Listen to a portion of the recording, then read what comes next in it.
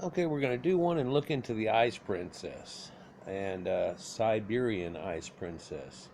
And no, it's not Let It Go, but it's something like that. And one thing, whenever you start finding out all this information about Proto-Indo-Europeans, it makes you wonder why people let it go, the information that it contains and stuff.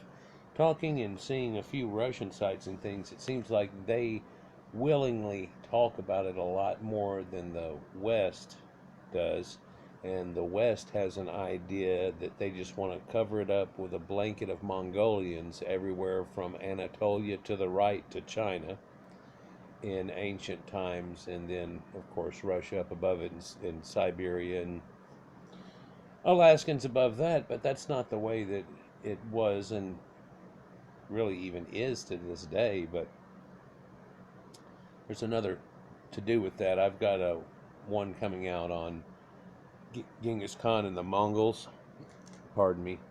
Frito chili pie. Yum yummy. But I've got one coming out on the Mongols and stuff, and it talks about them and how he wasn't necessarily what we think either. But let's look into this. This is quite interesting. We've been talking in at least 5 videos now about tattooed people in ancient times, not something modern.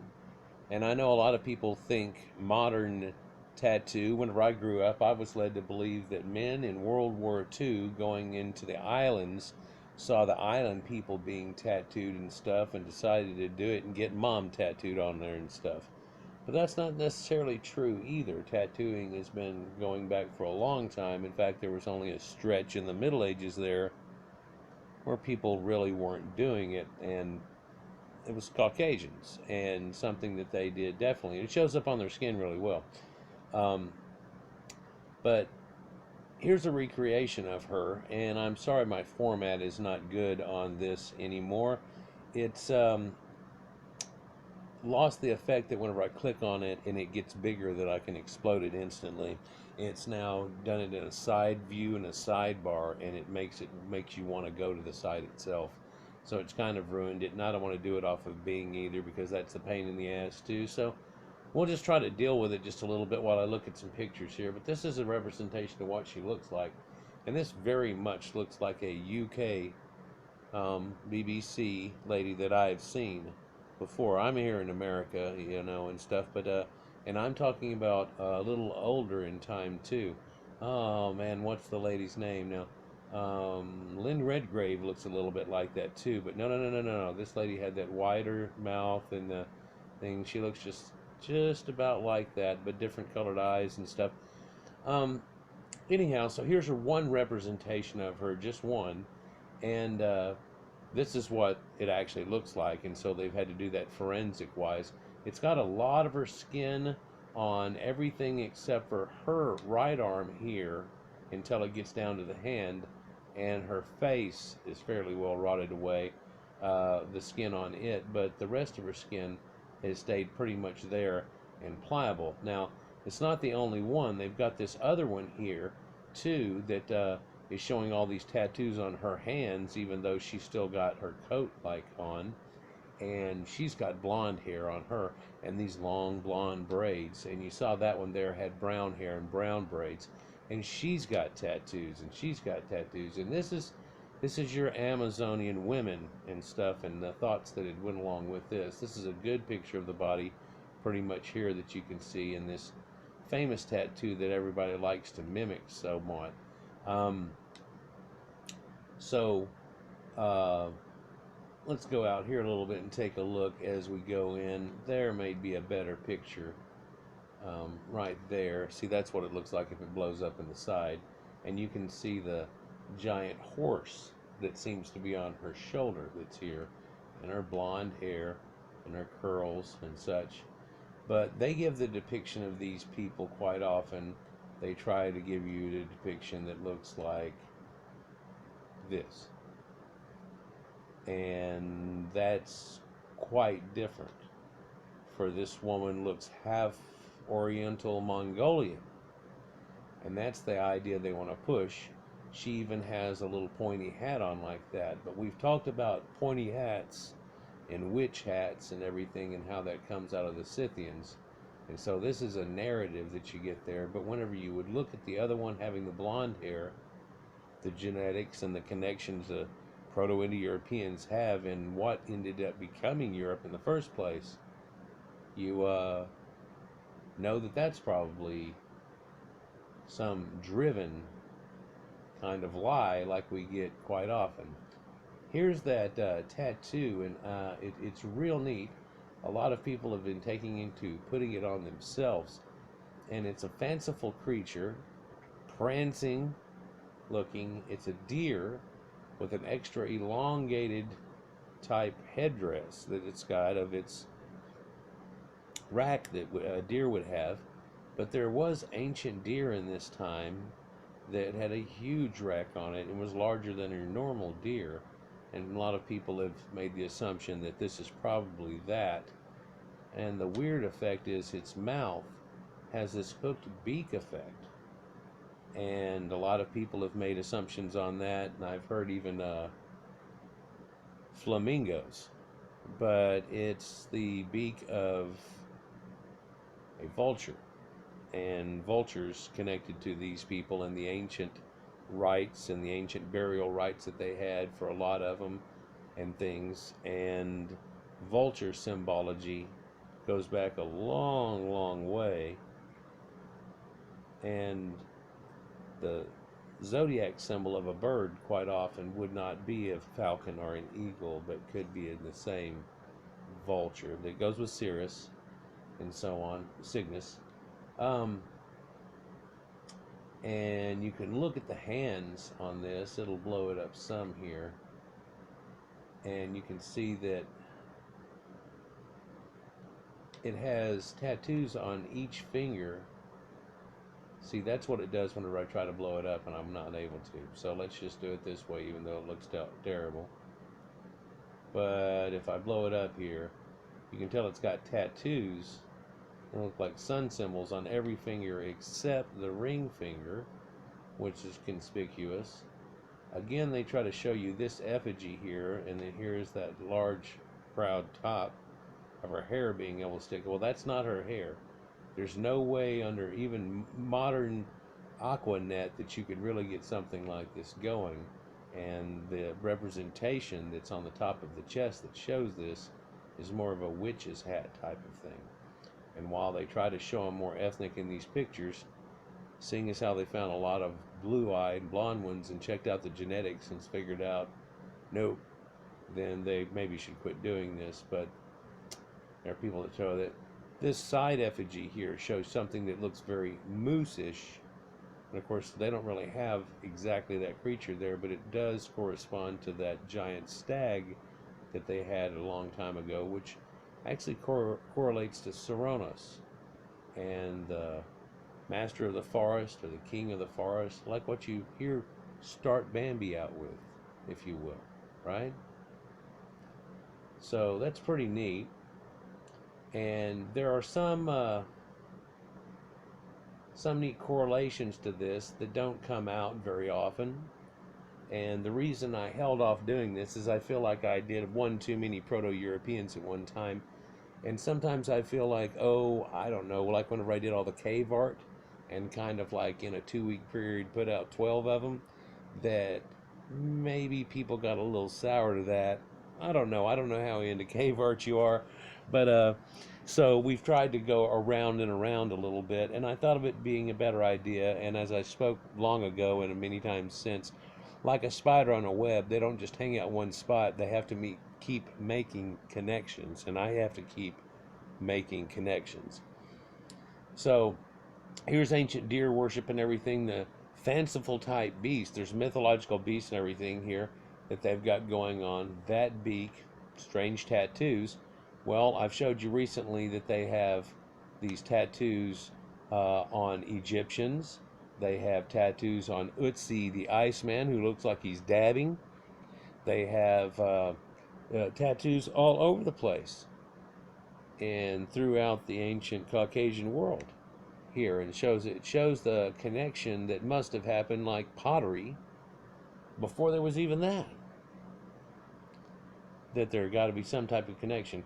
Here's another representation, and it shows like her jacket and what it would have looked like, and that it has a bird tail on it somewhat, which I think is kind of neat too. Here's another representation of what she would have looked like. Let's see if it pulls it up big enough to see real good.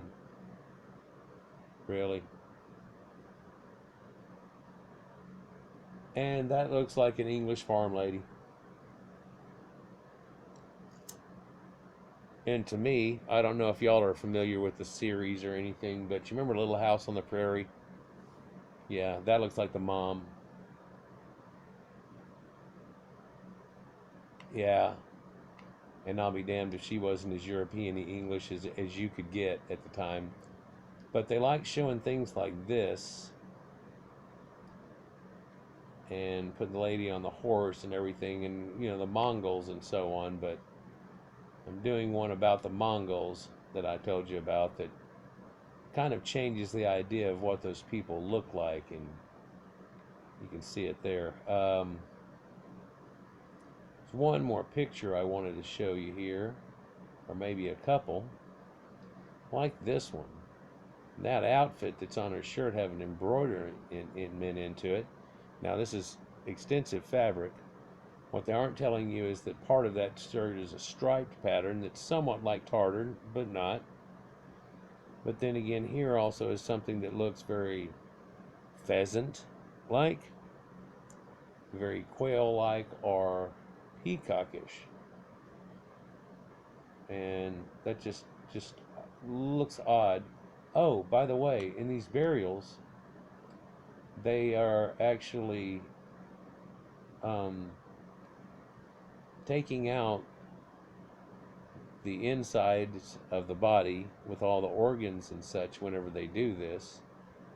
And they say that that's the way it is with all of them. And that's another correlation starting off with Egypt. Now, these people don't have natron, and they're never able to stick them on natron, and they're also not going back into sand and being desiccated naturally like a piece of beef jerky real quick.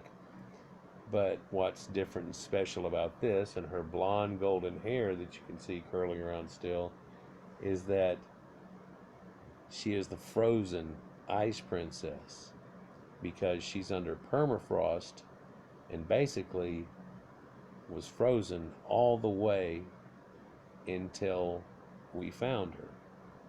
There might have been a few periods of time where she became unfrozen slightly during the last thousands of years, right? So that's the reason they call her Ice Princess, and I guess that goes great with the movie that's so popular with the kids nowadays, haha. But let's see, there's so you can see this tattoo is real popular with people too, right? So they have this. Here's a recreation of what this would look like. And let's let it play that real quick here.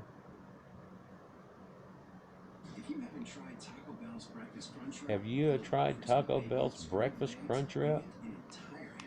Man, I like the sausage one.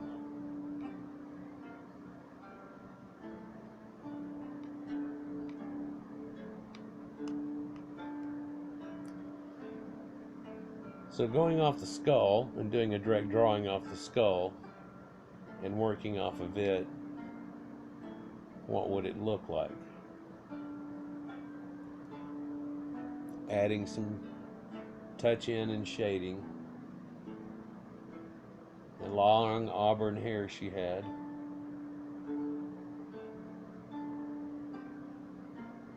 Finishing her out around the face and the eyes.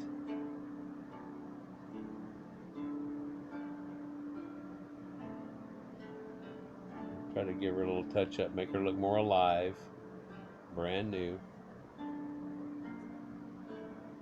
And then set those eyes in there.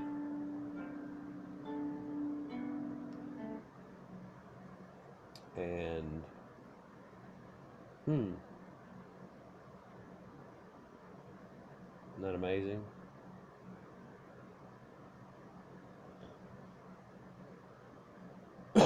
Well, I've got a couple more articles pulled up about this exactly, and one of which makes another connection that they don't want to make at the same time.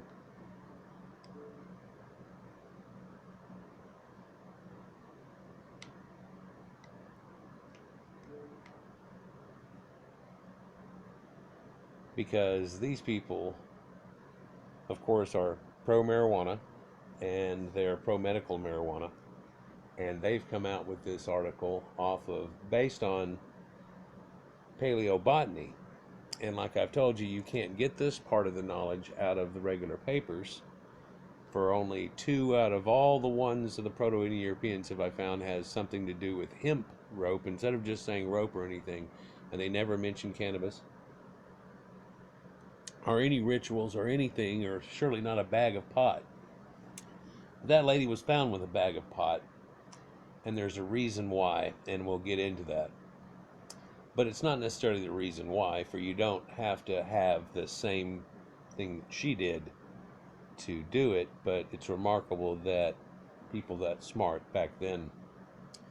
Affectionately known as the Princess Ak, after the Altai mountain site of her burial and subsequent rediscovery, the 2,500-year-old preserved ice corpse of a young woman in her mid-20s has caused a sensation in archaeological circles. A lot of people say she's 25, 28. As well as within the cannabis community too, due to compelling evidence of her medical cannabis use. The tomb of so-called Princess Okok was discovered in 1993 on the Okok Plateau, hence her secondary name, a flat stretch of grassland nestled in the heart of the Altai Republic, which she lies in southwestern Siberia near the borders with China and Mongolia. The discovery was made by Russian archaeologists during the excavation in the Pazyryk Valley, so that's also people they have found there. They give that name, Pazyryk. I know they say you can say it different. I'm going with it. A low-lying section of the plateau, along with numerous other tombs known as kurgans, and the Isaac and Kurgan burials that we talked about so many times in the local dialect, and the artifacts of the period. On the basis of these findings, the Pazyryk culture is one of the name now given to the Iron Age society that inhabited the region from the 6th to the 3rd centuries BC, of which Princess Ukuk was apparently a notable member. So, all the way up into the Ice Age and stuff. She is commonly referred to as a Siberian Ice Maiden, or as Derakoa or Okibala. The former simply translate to girl in Russian, while the latter is the name of a warrior huntress featuring in the Altaic heroic epics that constitute a vital part of the oral traditions of the Turkish people of the Northwest in Asia. And I tell you, that also has to do with Diana the huntress and everything, and she was the goddess of love and then changed, and you see that actually as a ripple go through all the ancient religions, from Inanna doing the same thing in Diana, and Ishtar and Ashtara, and so on. Affectionately known as Princess Ukuk after the Altai mountain site and her burial subsequent discovery, the 2,500-year-old ice-preserved corpse of a young woman in her mid-20s caused a sensation in archaeological circles as well as cannabis. So they're just going to say it again, huh? Who was she? Well, the tomb of the so-called princess was discovered in 1993. Yeah, damn, you're going to say it all again? The princess is commonly referred, yeah, you're going to say it again? She a princess or a shaman? Rather than a princess, it is believed that the Ice Maiden may have been a shaman or even a healer, as her tomb has various features that indicate her high status, but is noticeably different from tombs thought to belonging to royalty. A row of nearby tombs are believed to contain the remains of royal individuals, which the Ice Maiden's tomb is separate and isolated, although still prominently situated. And she's not buried with weapons, leading researchers to surmise that she's not one of the high-status warrior women there were, thought to be an important part of Aztec society.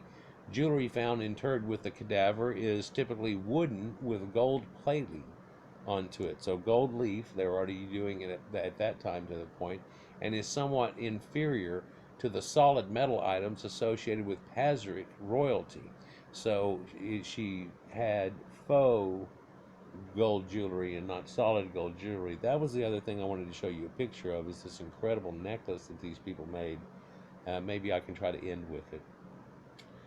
The princess is also buried alone, which is unusual for a culture that typically interred couples together. In some cases, women were seen to have been poisoned to make sure this is possible. Whenever a man finally passed on, boom, they would kill her to go along with it. And there's other ripples of that that go through ancient kings, so they would take a whole entourage with them into the afterlife. This may have indicated her celibacy, though, and a condition often associated with shamanism or priesthood, like the priestesses of Inanna weren't married. However, her garments were of exceptional quality: a tunic made of wild yellow silk, a striped woolen skirt, and long, rich decorated felt boots. To the Pazyryk people of that time, is thought that silk was rare and perhaps even more valuable than gold, and it is typically found only in royal Pazyryk burials. Her internal organs were also removed subsequent to death, and her body mummified in the same manner as their royalty. And so it was really only their royalty that was done that way. And again, in Egypt, it was really only the royalty that had been taken to the next level, and the other people are just naturally desiccated. And that's why we're getting a seemingly crushed up corpse out of half of these, and then some of these that are royalty and so on are done so much better, is that they were prepared beforehand so that they lasted long enough for people with the skills and science to understand him.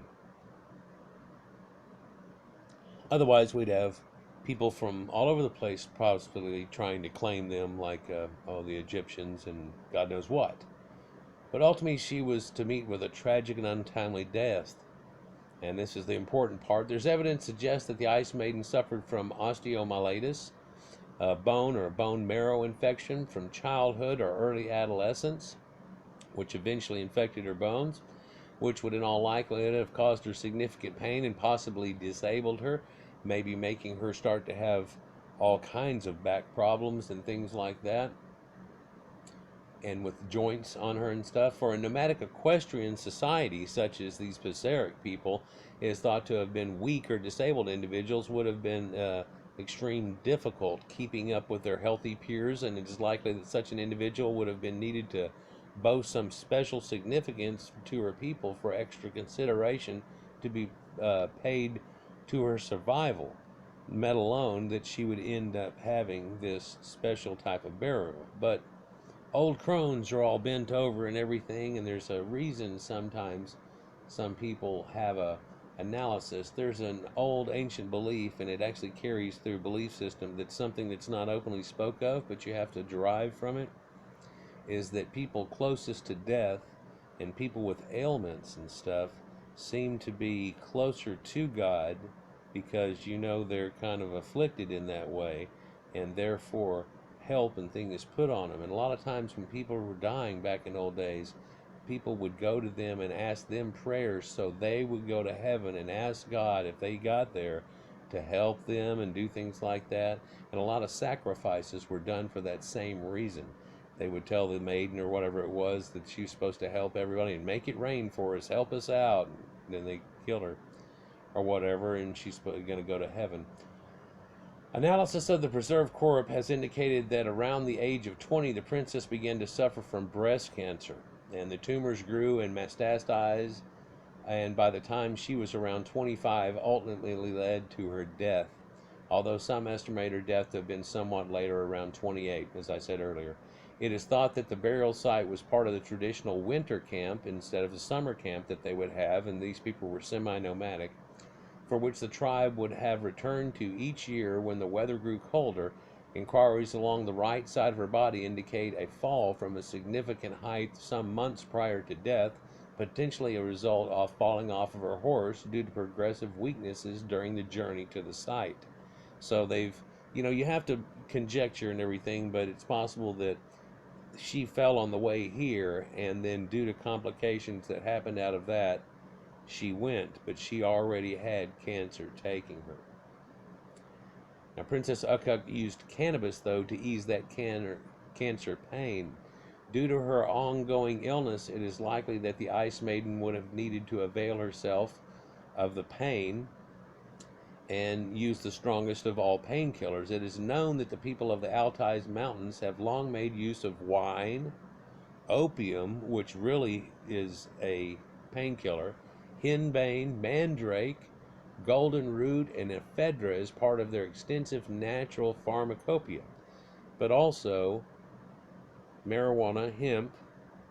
And so whenever we saw the ancient Aryan soma drink that contains marijuana and ephedra and opium, we get a reaction out of it that says, oh yeah, okay, but this was the early pharmacy, and also a way to be closer to God, to take pain away. But as well as this, there is a substantial evidence indicating that they have also made use of cannabis. In fact, a small container buried with the body has been confirmed as containing cannabis leaves and flowers or buds and seeds, as to have several similar containers found in nearby tombs. So they were taking seeds to the afterlife and a stash. With the benefit of modern research, we are now increasingly aware of the ability of cannabis to manage various types of chronic pain, including that resulting from cancer. Furthermore, apparently no studies have specifically looked at cannabis's ability to ameliorate symptoms of osteomyelitis. It is known that the endocannabinol system has crucial roles in the playing of regulation of the skeletal system. Specifically, CB2 receptors are present in the high concentrations in the osteoblasts, and CBD is the oils that we're getting out of this plant, where they help to stimulate formation of the new bone tissue, and in the osteoclast, where they inhibit its resorption. Furthermore, the cannabinoids have been shown to have some ability to treat amyloidosis. Huh? Oh, a buildup of misfolded proteins that is secondary symptoms of osteomyelitis and several other diseases. So apparently she knew what she was doing. It is postulated that living with a chronic and debilitating illness may actually have worked in the Ice Maiden's favor, at least in terms of securing status within the tribe.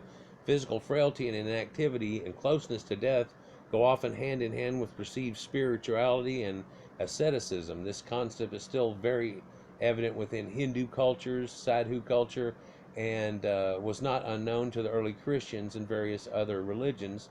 And you can see that whenever they had the girl with other arms, and they thought that she was like, a coming back reincarnation of their god.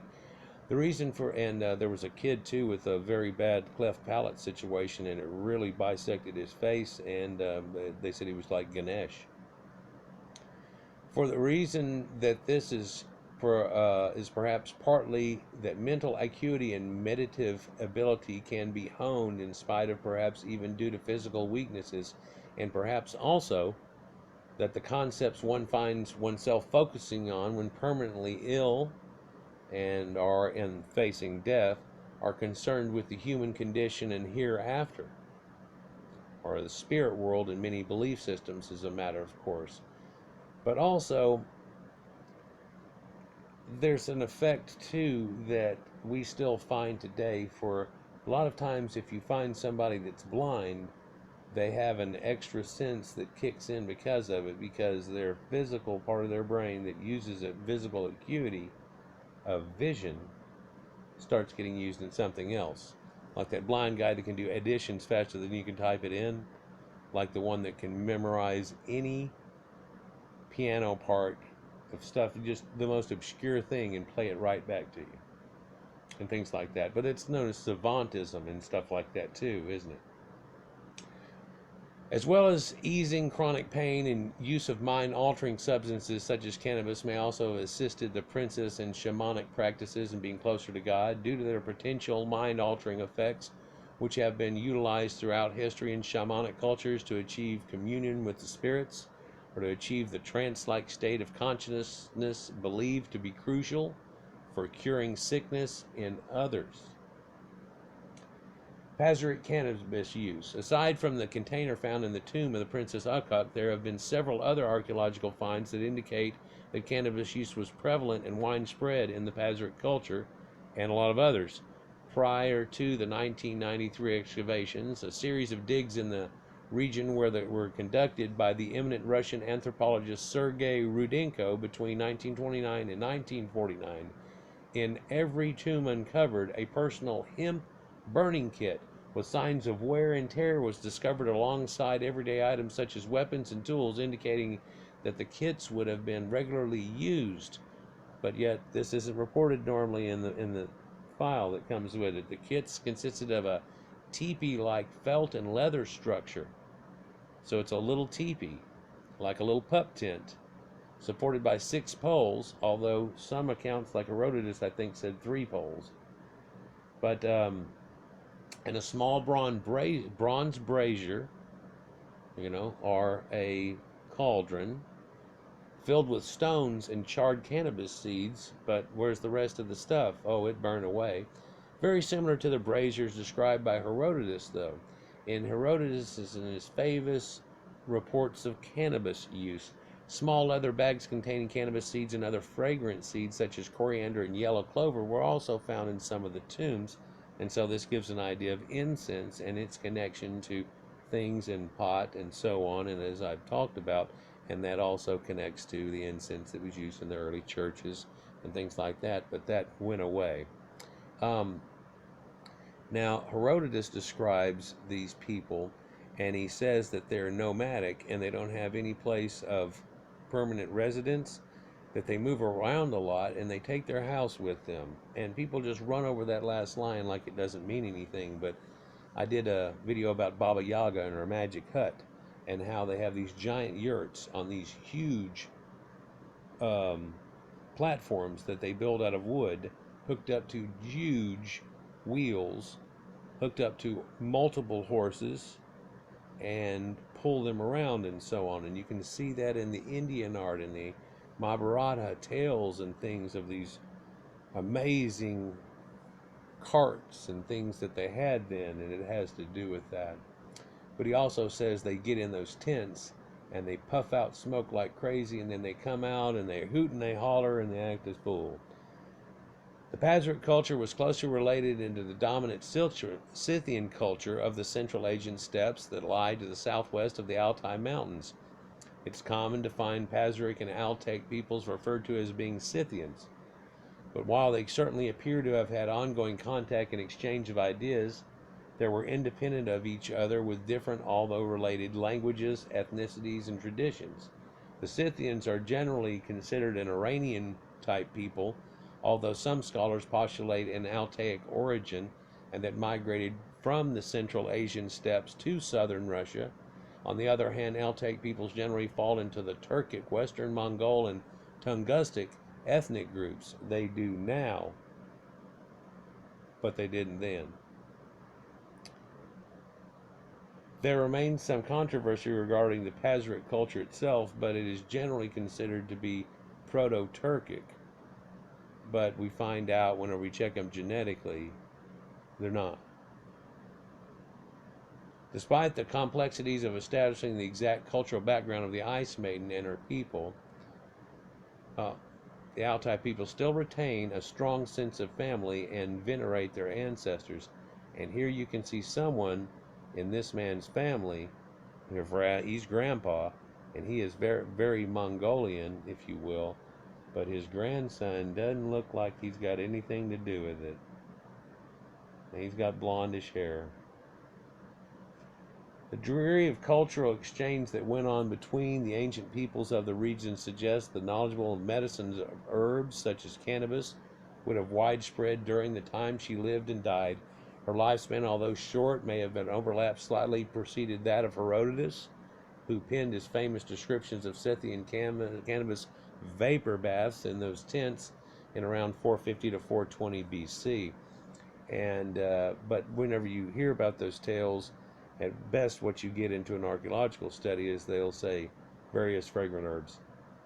They would never let you know anything like that. But now, finally, it seems, as pot is being seen to be a helpful agent and something that somebody knew back from so long ago and is finally being reaccepted again. Alcohol had fun all the way through, though, didn't it? But because cannabis has been held back and now it's finally coming out, the stories that are associated with it are coming out more.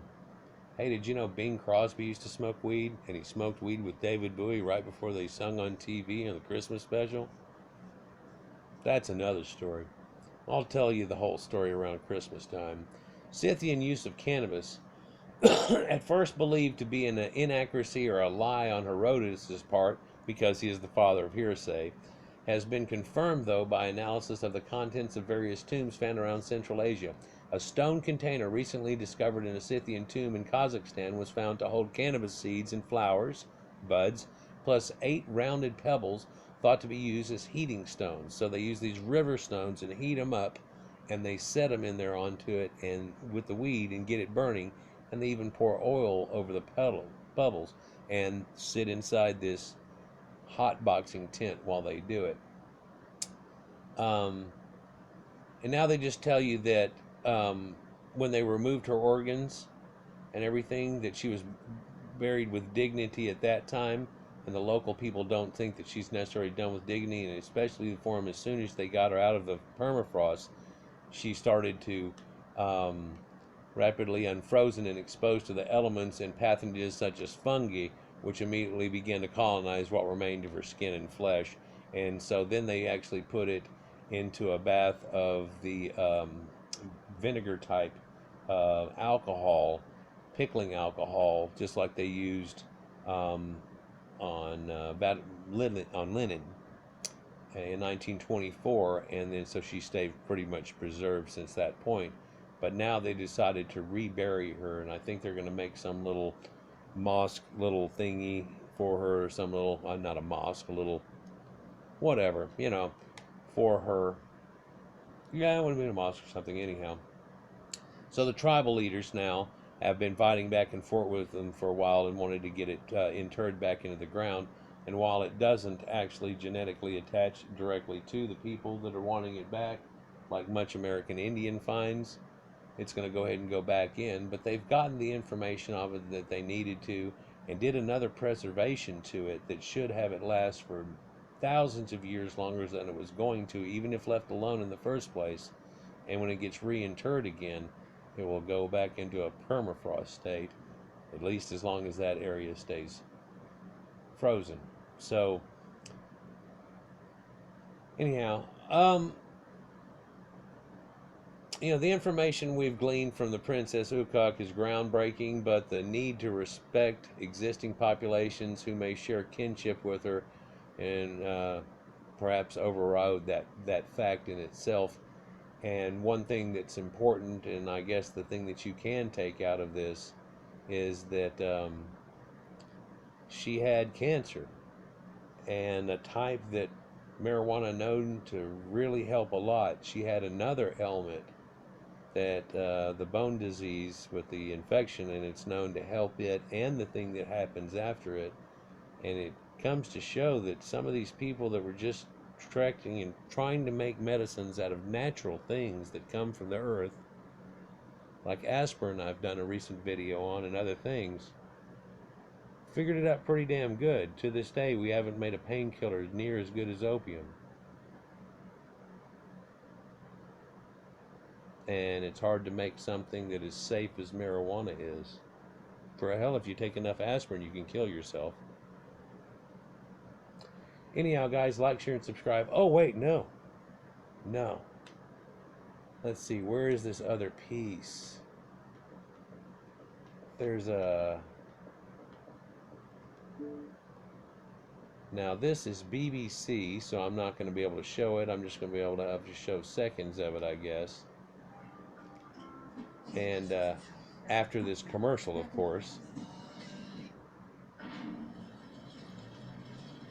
So,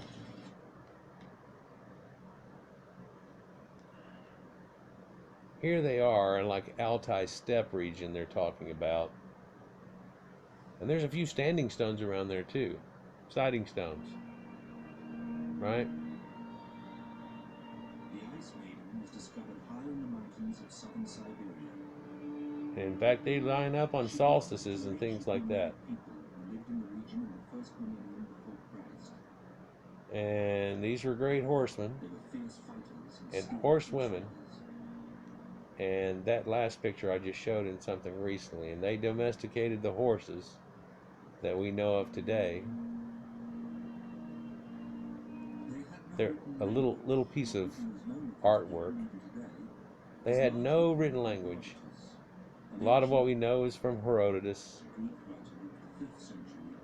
But let's go ahead and get to it a little bit here. For out here in this steppe area right here is where they found it. Just a couple of little lumps in the ground.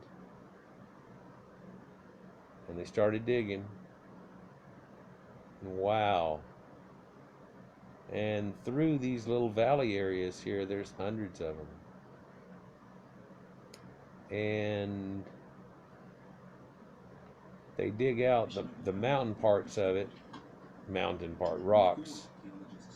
And below the rocks, they finally get down to the point of going down below. And what's odd about that is it appears that it has a layer of rocks out above it, and it doesn't fit the structures, but in areas there's a layer of rocks, like somebody had come along and set a layer of rocks above it,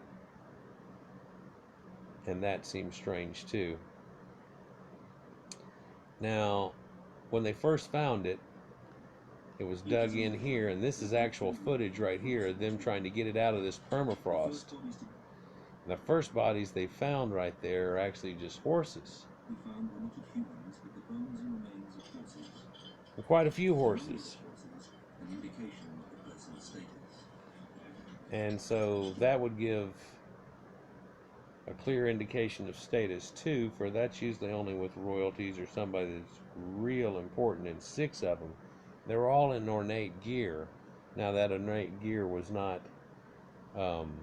solid gold or anything, but it was gold-plated wear, so it was definitely a mimic. And of the best of things, there's a piece of that little gold leaf section on there. And so I'm just going to cut through some of this. I actually just can't show it to you. It'll just flag it, then you'll never get to see it. But when they found this sarcophagus, and it was quite long, they thought it might contain 2 bodies or the body of a giant, because it is so long. And it's held together with 4 offset nails. So you talk about nails in the coffin. And that big old nail there, they pull out, and it's a huge pinned coffin nail made of copper.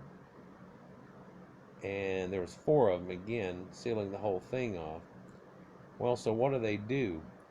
Well, she's permanently frosted in there.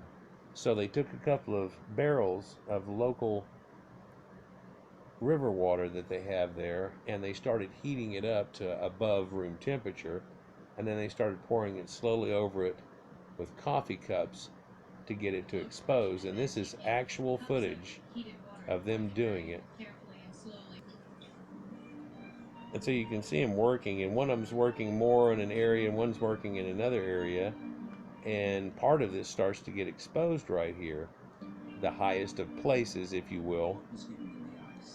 And she can see something right there. She's reaching down at it, and there's a face, and there's a chin and a cheek and a jawbone. And so she can see that, whereas at the other end there's feet showing up, and even a piece of gold leaf, and you can still see she grabbed that one big piece there, but there's a piece there and a piece there that still stays stuck of this gold leaf that made it up.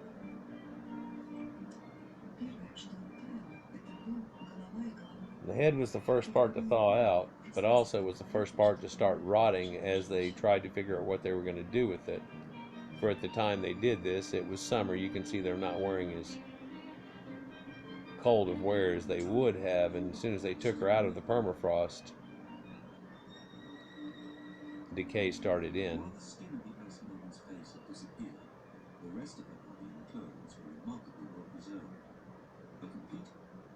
So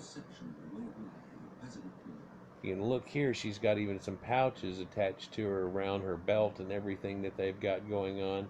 And apparently she had all kinds of artifacts and stuff with her that are pretty cool. And I don't know if they even opened up these to see what was in